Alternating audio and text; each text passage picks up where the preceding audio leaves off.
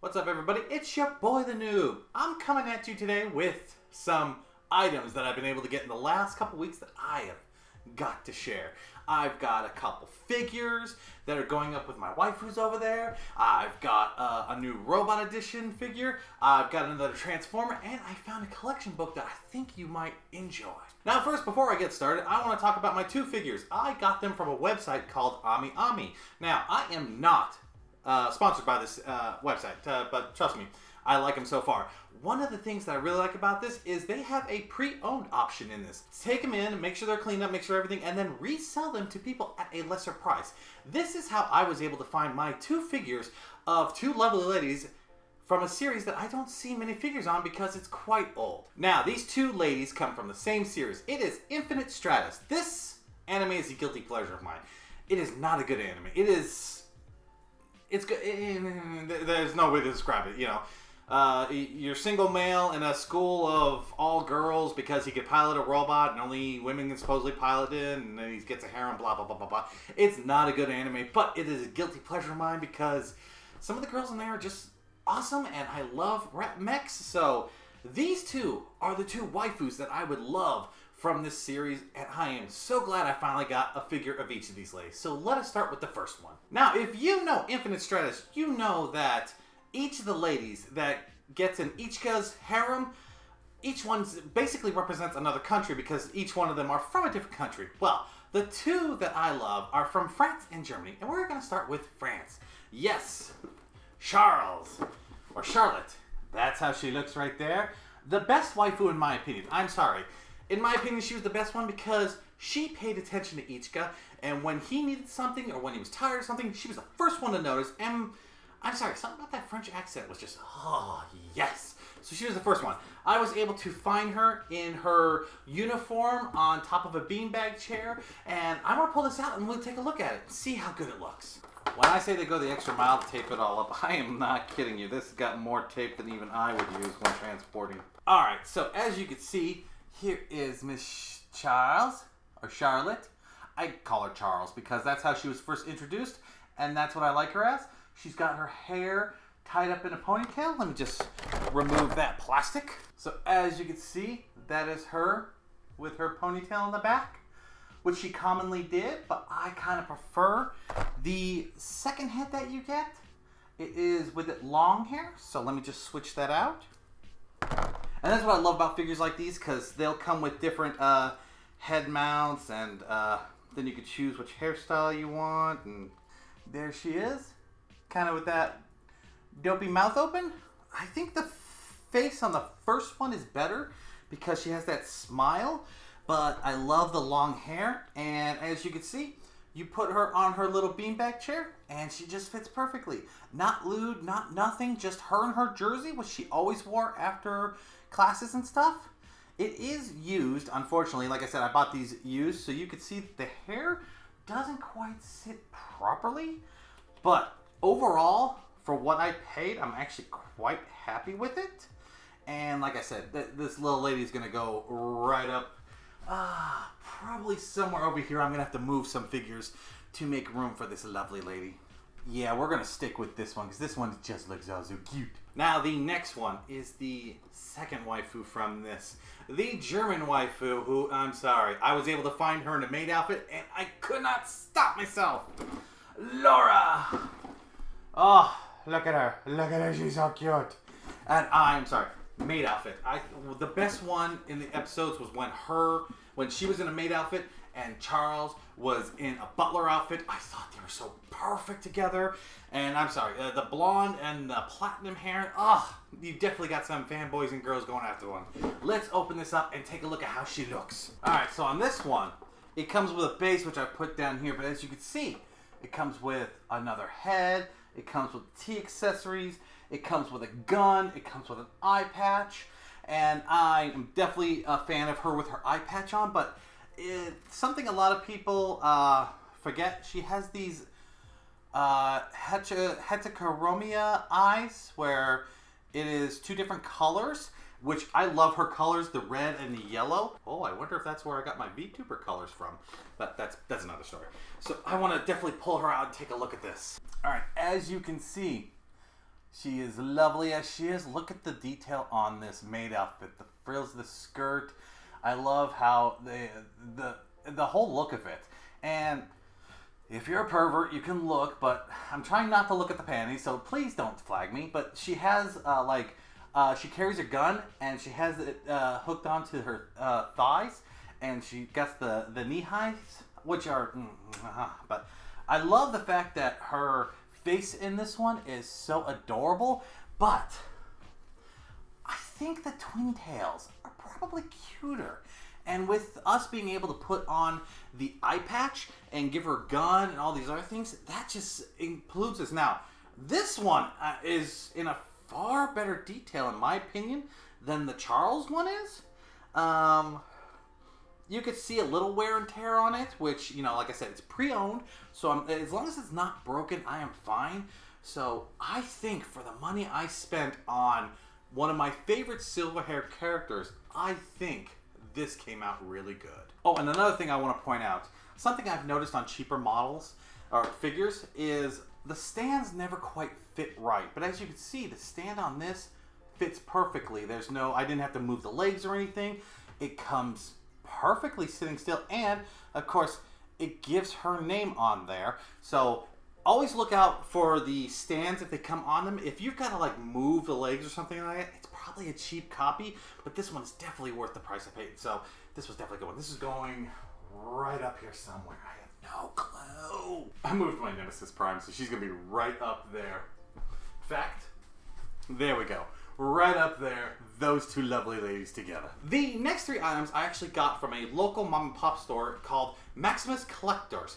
And I find a lot of oddball stuff in there.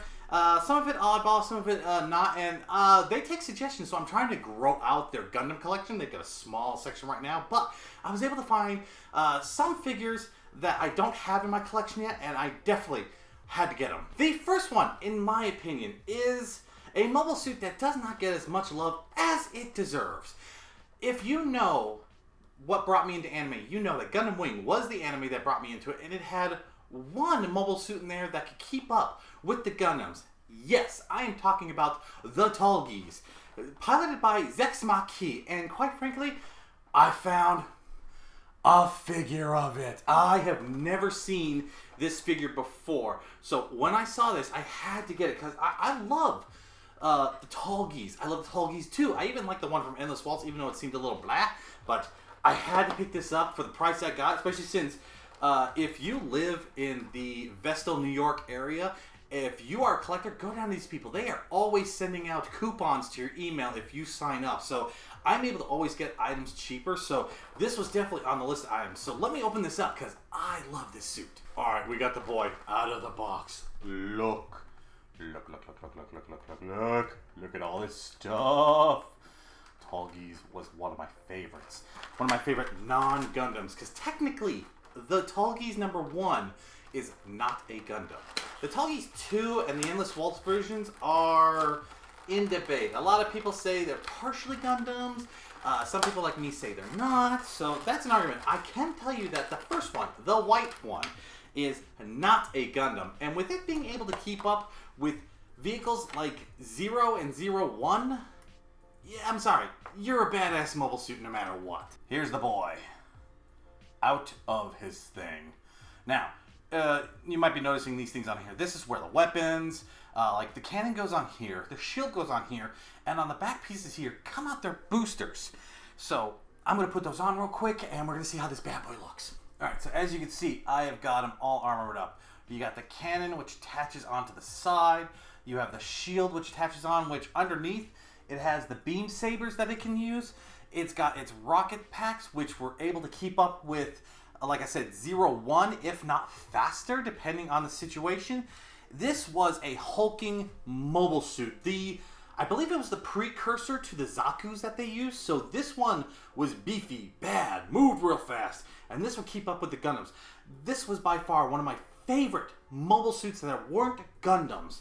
So when I saw a toy for this, I had to pick it up. And I'm sorry, it is, for the price I paid, you know, being that it's not a model, the detail is very good. It's very flexible, as you can see. I could set it up to be in any position, you can actually buy stands for Gundams, and this has got a clip that actually clips underneath, so you can use a stand if you wanted to buy one of those, so you could have it posed or in flight mode or anything like that. So for the $30-something I paid with the discount that I got, so I don't remember the exact price, this was actually a very good price of something that I never knew I wanted, but had to have. Now, if you know me, I'm a Transformer fan. If you haven't seen some of the Transformers I have on my wall, I have them. I have a whole big old Tupperware full of Gundams and Transformers and stuff. I am a big collector, so I had to collect more Transformers. And I had not seen this one, but when I saw it, I had to get it. Now, who is the most annoying Decepticon that you know? Not Megatron, not Soundwave. No. I am talking Starscream. Yes.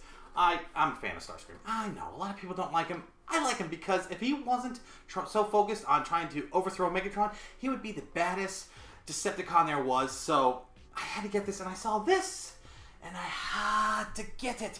Especially it's one that has the crown. A lot of people don't know, in some of the Transformers series, he becomes so obsessed with taking over Megatron that when he defeats Megatron, he has a crown fashioned for him because he wants to be leader to king and all that. So, you know, I hadn't seen one with a crown before, so when I saw this, I had to get it. So let's pop this baby open and see what he looks like. Okay, before I pull him out of the plastic, I want to show him. This is Starscream. This looks like old school Starscream, first gen. That's how I like it. It's not perfectly sleek. It's not, you know, crappily made. This looks just like the first gen, which is what I grew up with, because I'm that old. And the second part of the plastic is, look at all the stuff you get to add with it. The crown, the lasers, I think the arm gauntlets and stuff. So, and different hand motions. I'm liking this. I'm a big Transformer collector, so let me pull this boy out and take a look at him. Okay. I've never bought one of this series, the red series before, and I gotta tell you, I'm not liking the feel of it. It looks good, I tell you that, but first of all, there's no transforming instructions in this whatsoever. And second of all, I think it's just a figure. I don't think it transforms, which is kind of bumming me out because I like Transformers. Okay, it says non-converting figure. Okay, so this is just a figure, which is kind of eh. So I'm like, so hit or miss on this. I prefer my Transformers to transform because I noticed that the guns pop off real easy. If I want to put on the cape, apparently comes with it, and those weren't gauntlets. They were shoulder pieces. I have to pop off the wings, put all the stuff on, pop on. It's just, I don't know. I feel cheated. For the price I paid for this, I could have got a better figure. All right, so in my opinion, the red series, the non-convertible ones, don't waste your money. If you are a Transformer fan like me, do not waste your money. This is definitely not something you want to buy, especially if you are a collector of the transforming Transformers. This is definitely not it. So it's a good figure. I got Starscream, but I'm disappointed. So, oh well. Alright, after that slight disappointing, I know that this next one is definitely going to make up for it. If you know, I am a big fan of the Alien franchise. The first Aliens was a very good one. My first Alien movie was the second Aliens movie, where they had the Colonial Marines and all that. And of course the third, fourth, fifth, blah, blah, blah, blah. And then of course you got the games, which some of them are really, really good and some of them are really, really bad.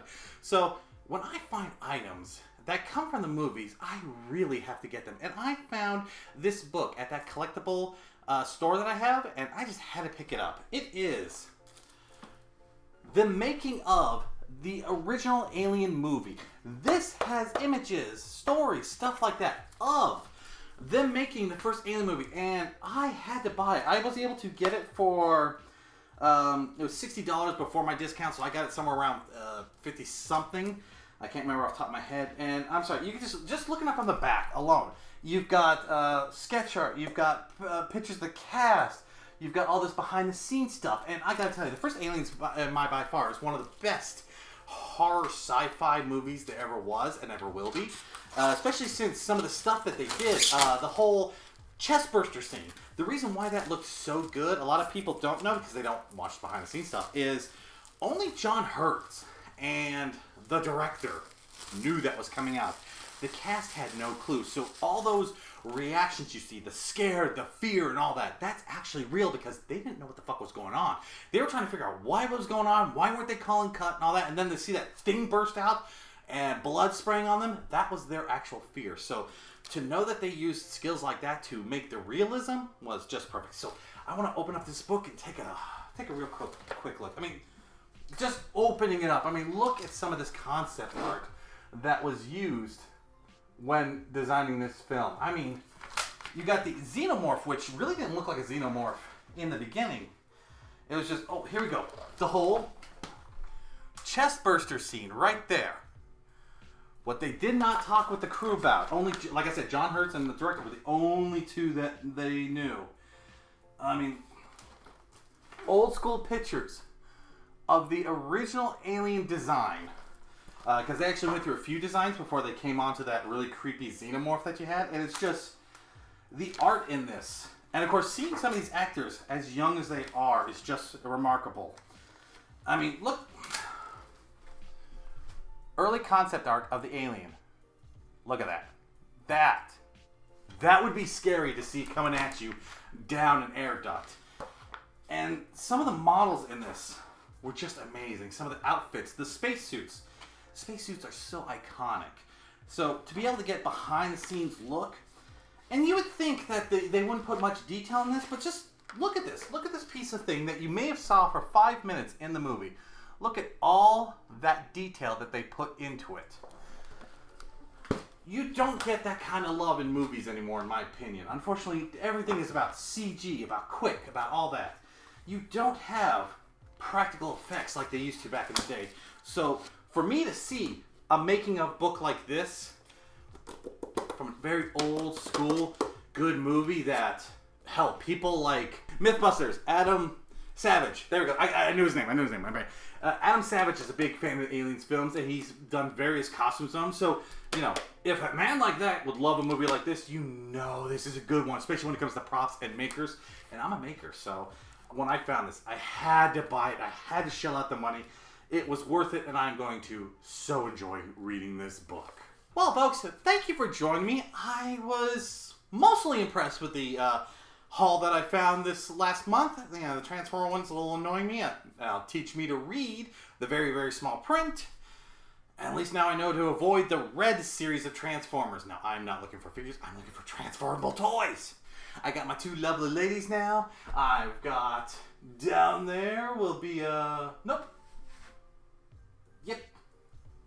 No, over there is, of course, my tall geese. He's off to the side. You can't really see him, but that's okay.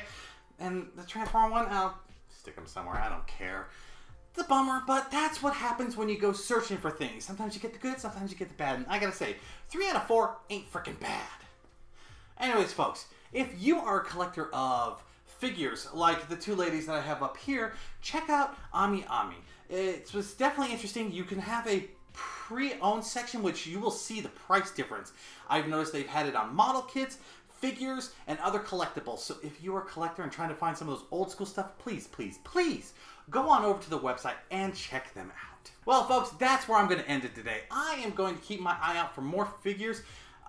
Is there any figures that you think that I would really enjoy? Now, please kind of stay away from Naruto and One Piece. I really don't give a crap about those two. But if you know of any other series with some really unique figures, let me know. I will go looking for them, and I can see if I can find them. If so, I will buy them if they're interesting. If not, hey, at least I got a chance to look. Anyways, folks, thank you for joining me, and I hope to catch you all next time. But until then, see ya. Bye-bye.